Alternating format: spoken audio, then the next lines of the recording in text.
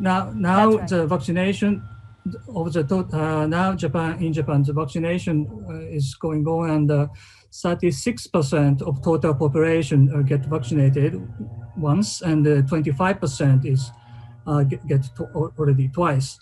And these numbers are increasing very, I think, rapidly. And Prime Minister Suga's vaccination target was 1 million doses per day, but the number of doses now become 1,200,000 doses, 200,000 doses per day. And at the peak, it was 1,400,000 doses per day.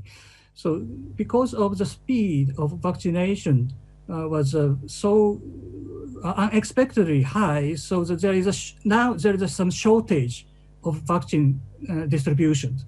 But of course, I believe it is a temporary phenomenon, and Mr. Suga's aim that all residents in Japan who want to be vaccinated are going to be vaccinated by October or November, and this target will be achievable. But I think it is not directly related to today's situation in Olympic Games, but I think the vaccination is going on. Yeah. Kobayashi-san, you suggested to the Japanese government that the safest way to hold the Olympic Games was to have no audience, in other words, a spectatorless event.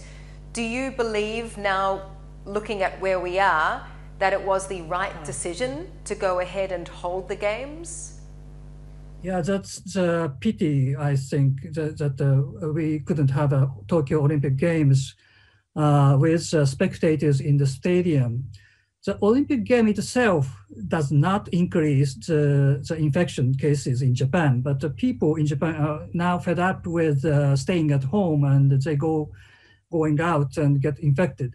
So I think it is not the Olympic Games to be blamed. So I think I still think that it was possible to have spectators in the Olympic Games, but political message from the government was quite confusing for the people, so that Japanese people change their behavior and they stop staying at home and going out these days and get infected. So I think the problem is some communication from the government to the people, not Olympic Games. So I think it is a very pity that we couldn't have spectators in stadium.